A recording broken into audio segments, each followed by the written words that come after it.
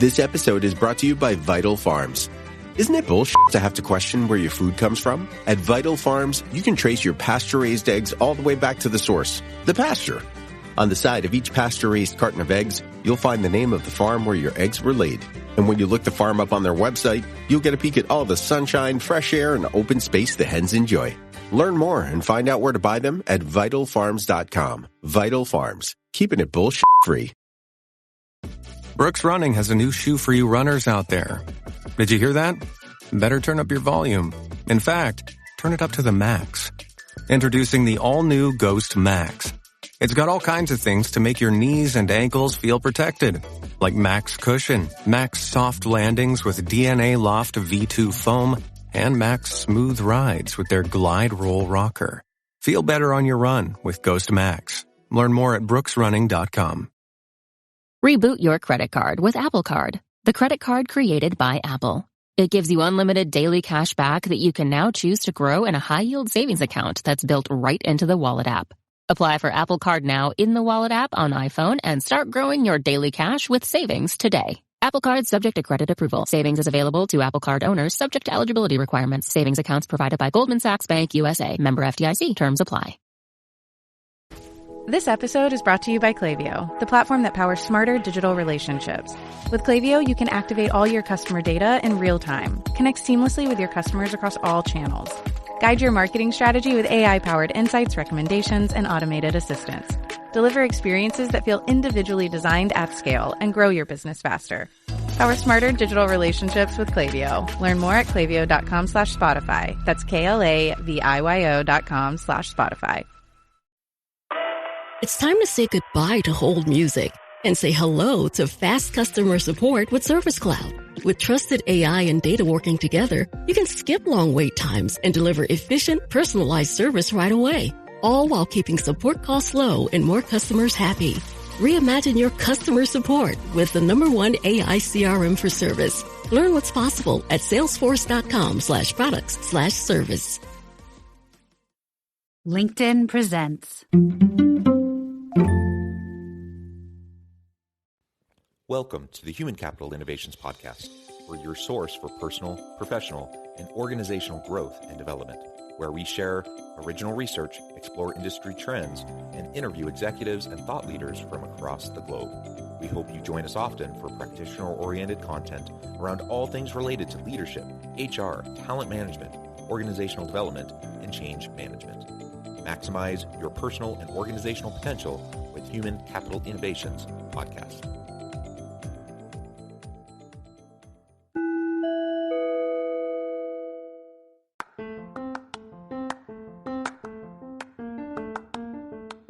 If you enjoy the Human Capital Innovations Podcast, enjoy ad-free listening by going to the Patreon page, and please consider contributing even at the producer or sponsorship level. And please leave a review. Thank you for your support.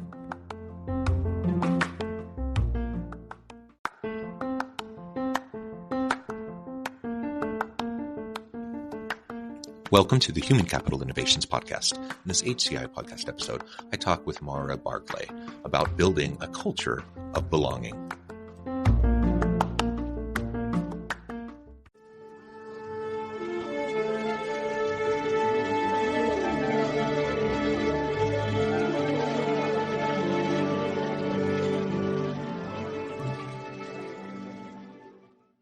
Maura Barclay, welcome to the Human Capital Innovations Podcast. Thank you so much. I'm so excited to have this conversation with you today. Me too. It is a pleasure. We've been preparing for this for a while, and I'm excited to have a nice dialogue with you. Today, we're going to be talking about how we can build a culture of belonging within our teams, within our organizations. This is one of my favorite topics, so I'm excited to explore this with you and to learn from you and get your insights around this. As we get started, I wanted to share Maura's bio with everybody. Maura Barclay currently serves as the Chief Mindset and Culture Officer at New Me, Inc. She is the CEO and founder of Changing Greatly, a culture and talent consultancy that helps organizations create psychologically safe, inclusive cultures that unleash talent and love for work. She is a certified change management professional, a certified talent optimization leader, with Predictive Index and a neurofacilitation practitioner. She has had the privilege of bringing her thought leadership to Fortune 500 companies, the U.S. military, and the International Monetary Fund, among others. She specializes in curriculum building and training. Her original harassment prevention curriculum was adopted by the federal government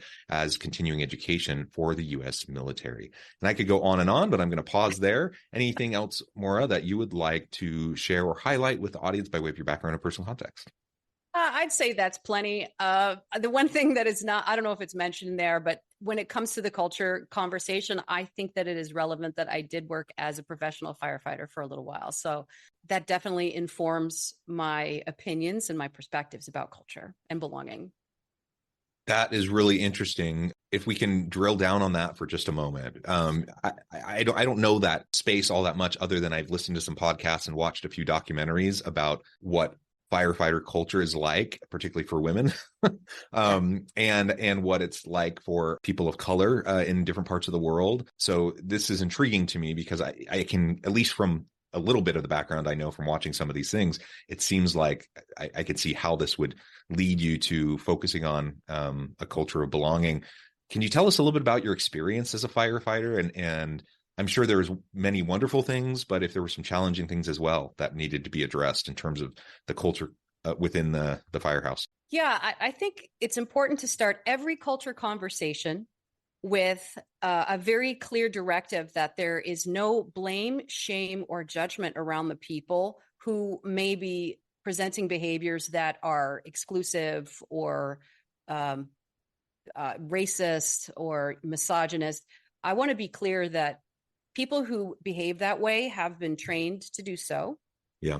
And it's also quite subjective. If certain world wars had gone differently, who knows who'd be in this country running things, right? So it just happens to be white heterosexual men who are in charge of most things.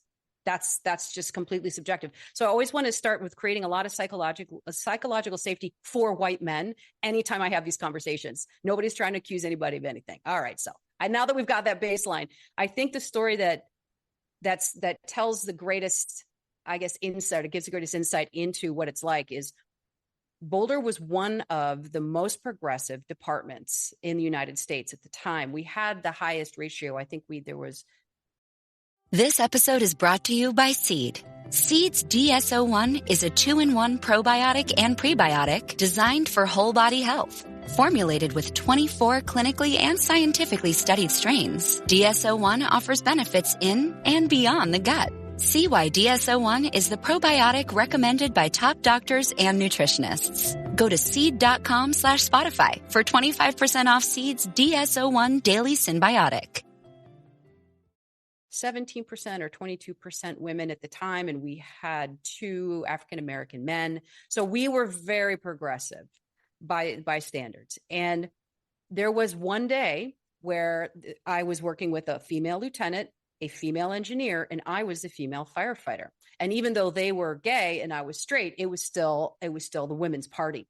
And I remember in that moment feeling such relief, John, because there was just the shorthand that we had. We shared such a deep understanding of each other's lived experiences that it was this sort of this container that we really enjoyed. Now, it just so happened that the lieutenant and the engineer happened to be married at the time. So, well, at the time, they weren't allowed to be married. They were domestic partners. And when the department realized, oops, we can't have that dynamic. We want to be careful about that.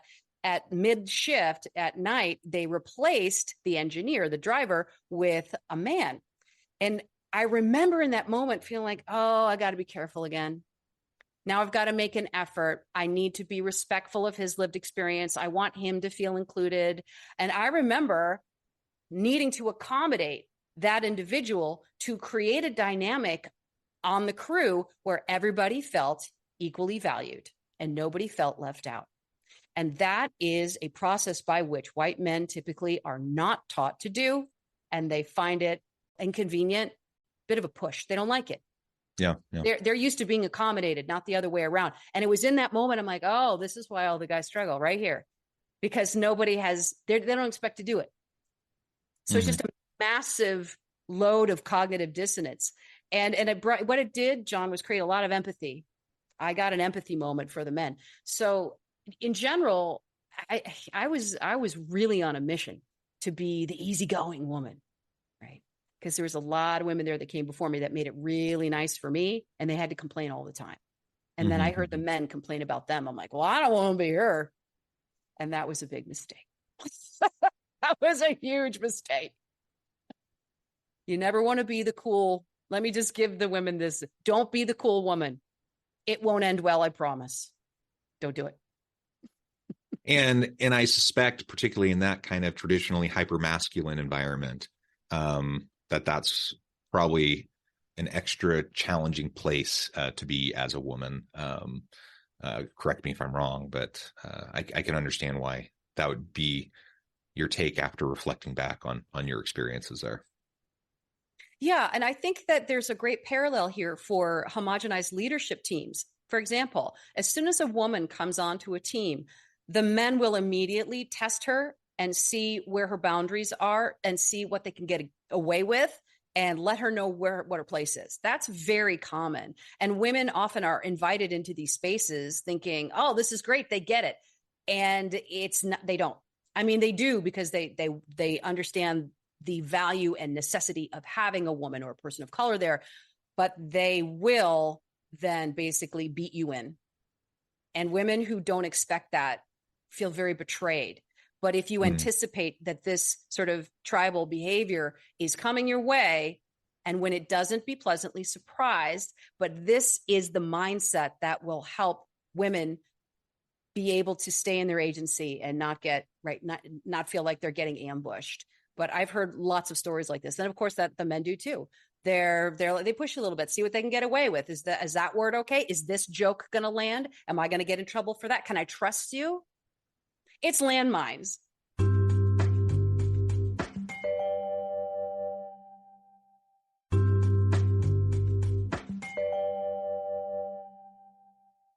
Yeah. And to be clear, it's not, I mean, we're talking within the firefighting setting at the moment. Yeah. We're talking, a gendered environment at the moment, but this could be in any environment, and it could be with any diverse group, right? Yes. That these kind of situations and conditions can exist, which is really, as we zoom back out and talk about building a culture of belonging. Yeah. I love the focus on belonging because a lot of times we talk about diversity and equity.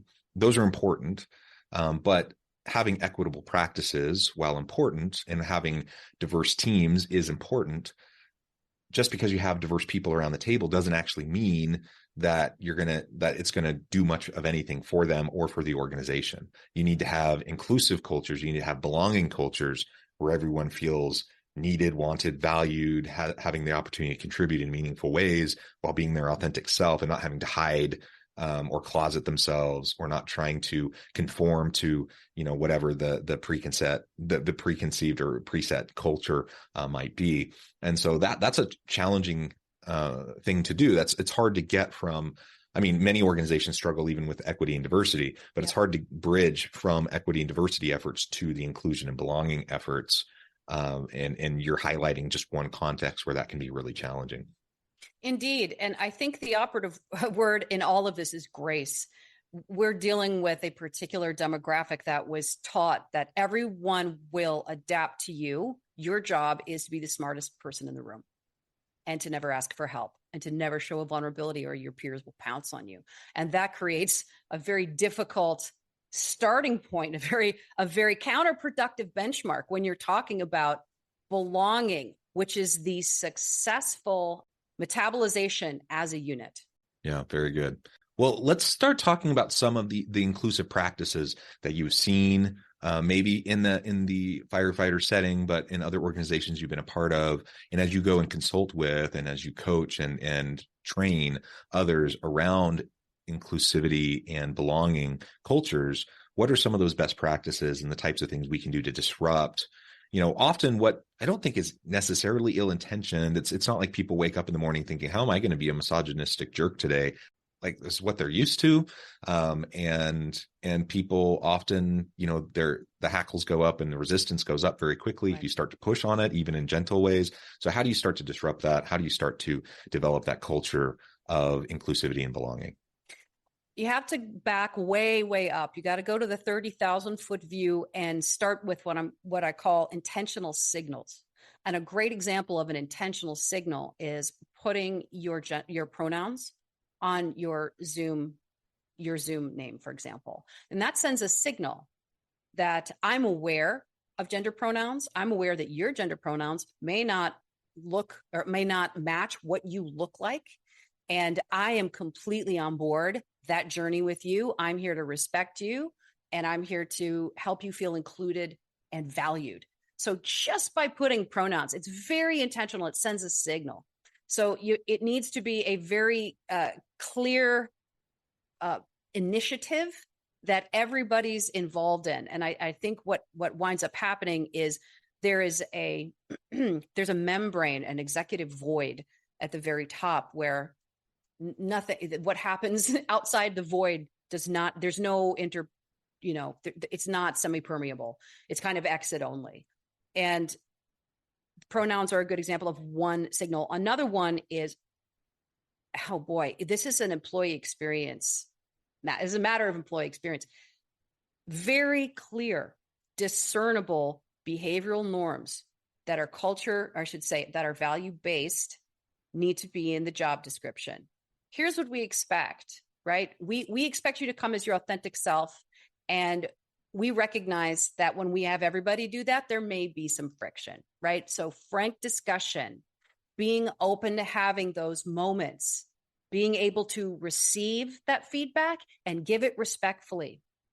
Very high emotional intelligence is what we expect from every single person in our organization.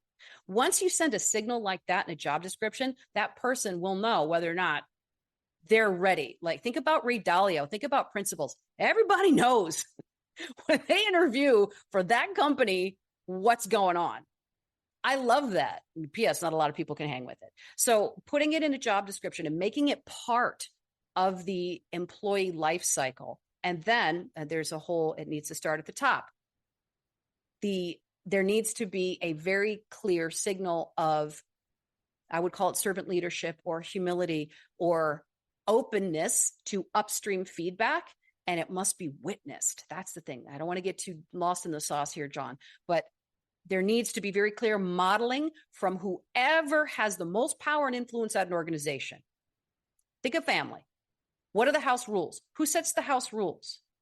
I'm not saying that the executives are the father or the mother. What I'm saying is whoever's in charge makes the rules, and everybody who wants to stay in the family is going to follow those rules. So it doesn't matter what's behind you, those core values you got on your wall or in your employee handbook, they're completely useless if your behavior does not match. So at the highest levels, the signal needs to be, here's a behavior I'm modeling. I'm going to do a town hall, and I'm going to make sure that somebody challenges me, and you're going to see me invite it, say thank you, and respond to it. And my response might be, I don't know.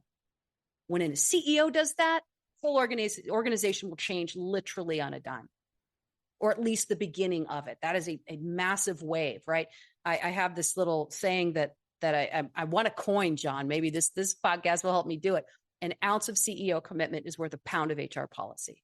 I love that. Right. Whoever has all the power and influence, that means a tiny bit of effort from you is going to go miles versus miles of, or, like mountains of effort from people who don't have all the power and influence trying to get an inch.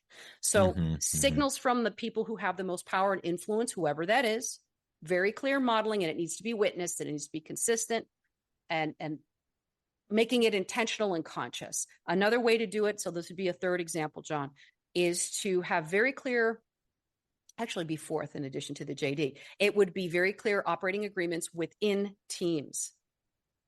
Everybody knows that whoever's leading that team, they start every meeting with the standard operating procedures, which is, we are not leaving here until I hear an alternative point of view. We're not leaving here until every single person has contributed. So what that does is, now I have to say something. I'm the only Asian man here, but I am not allowed to just sit here in my amazing talent, which is why they hired me, and be quiet. I have to contribute. And if I'm the one and only, I'm afraid, right? I'm not sure it's psychologically safe. So what these operating agreements do is create that psychologically safe container. It de-risks that behavior of taking issue. It opens the, I would say it gives permission. That's a better way to put it. Gives permission for creative abrasion or constructive conflict. And once you have people bringing themselves and seeing, oh, we can disagree. We can get really actually passionate about it, not disrespectful. We can get passionate about it. As long as everybody feels like they've had their say, even if they don't agree with the decision, they will buy in and perform. And that's a piece that's missing. That's where belonging really works in conjunction with performance output. Yeah, people want to be heard, right? And so often people don't feel heard or safe to be, to share. And it can't just be performative. It can't just be nice words that are said. It can't just be, a nice slogan or a good mission vision statement. It like you have to actually model it. And like, I love that saying that you're coining around the efforts of the CEO versus the efforts of, middle management or HR, because it's so true. HR, there can be all this internal messaging, and HR can do this big policy push and all this, like all these systems and everything. And then the CEO can go to an all aboard meeting or, some sort of a town hall setting and say one little thing that could undermine the whole thing, right? Yep. Almost instantaneously, because then people are like, oh, well, nobody actually cares about this because obviously the CEO doesn't care. The opposite is also true, though. You say something, it can send that signal, and then you repeat it and you say it again and again, and you make it a part of your continual messaging. People will listen and they'll pay attention, and you'll start to move the needle. So I love that focus. I think that's absolutely true. And then you referred to this several times, but as we think about resistance to change, as we think about resistance to, especially this idea of a culture of inclusivity and belonging, we're in a highly bifurcated, politicized kind of social condition at the moment. Everything has become politicized. You have woke warriors, etc. Like people who otherwise I think would be all for the idea of like, yeah, let's make sure everyone feels safe, everyone feels like they belong on the one hand, but then on the other hand, because this whole idea has become politicized, they're uncomfortable with leaning into it, or they just have extra layers of resistance. And so I think part of the psychological safety behind this is let's try to depoliticize it. Let's try to validate people where they're at, like meet people where they're at and help people grow together.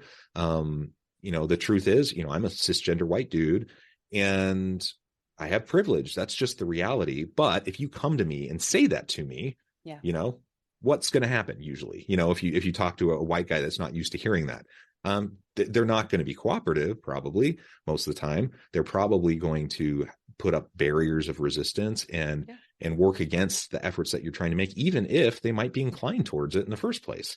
So we have to be careful about how we message things. We have to be careful about how we include people and make a big tent for allyship for people, so that they don't feel like just because I'm a straight cisgender white dude, like I really am not part of this conversation. No, we all are. We all have to be. And we need allies, just like we need those who are, in populations that have been marginalized in the past and maybe currently. So all of this kind of feeds into the challenge that we have as we're trying to create these cultures of inclusivity and belonging. It's certainly not easy, but it's worth it. It's necessary, and I mean it's the ethical and morally right thing to do, I think, as well.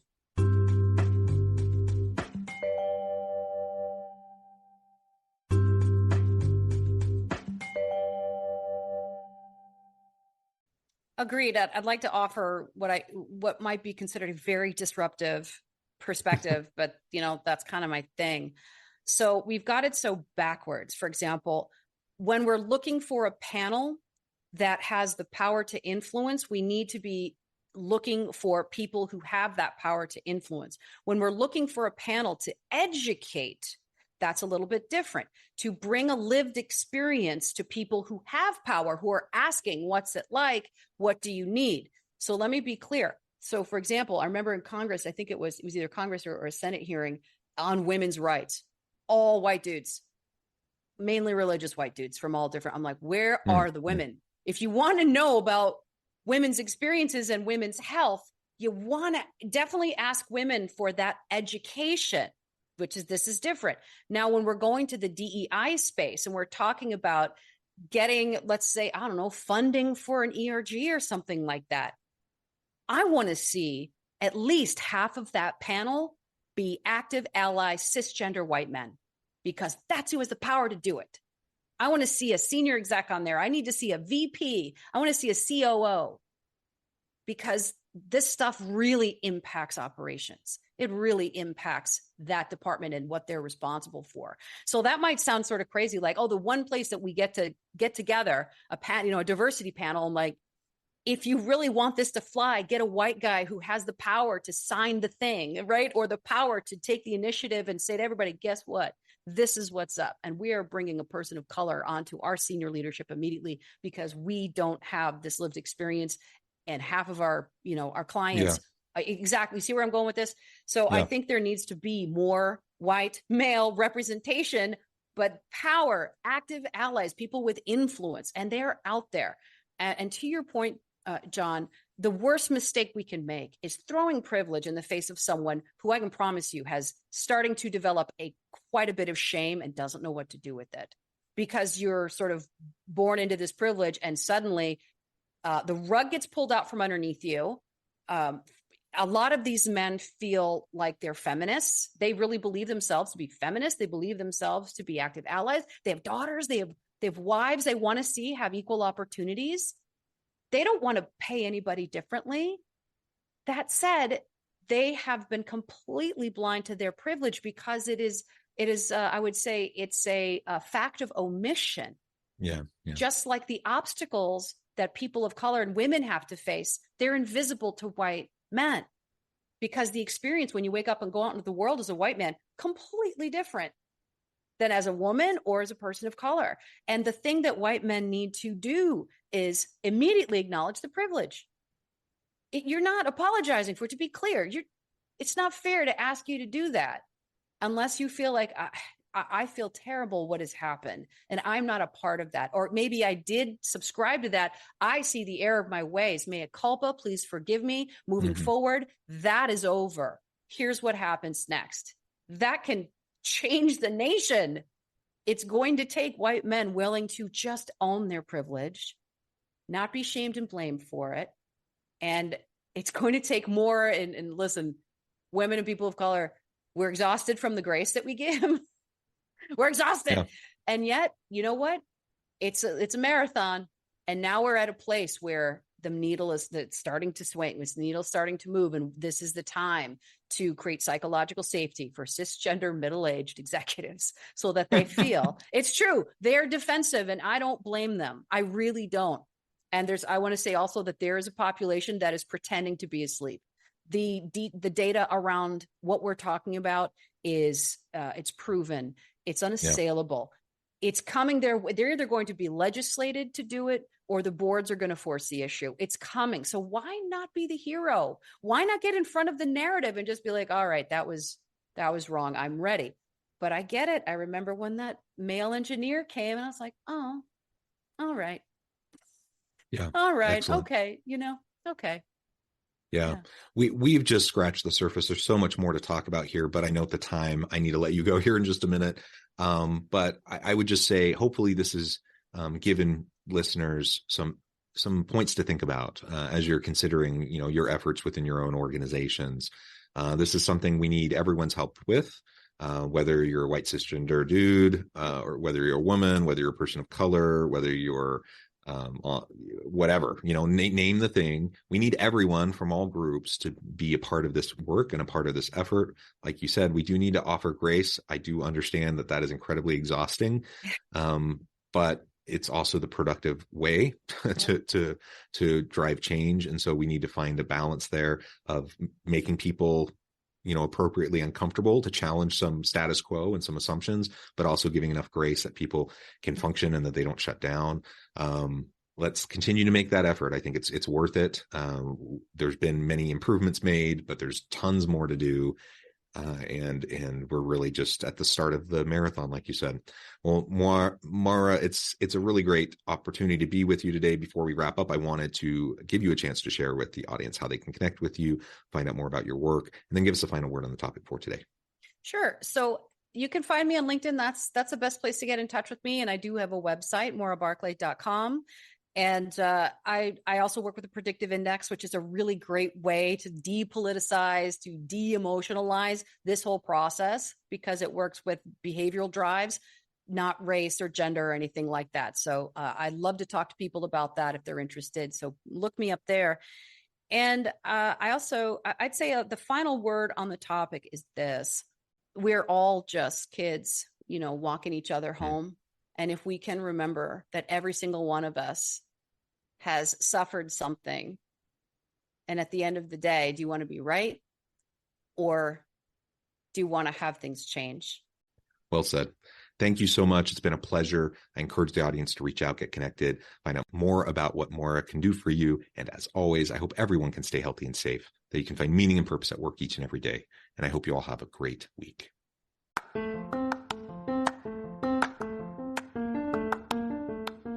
Do you enjoy the Human Capital Innovations podcast? Enjoy ad-free listening by going to the Patreon page. And please consider contributing even at the producer or sponsorship level. And please leave a review. Thank you for your support.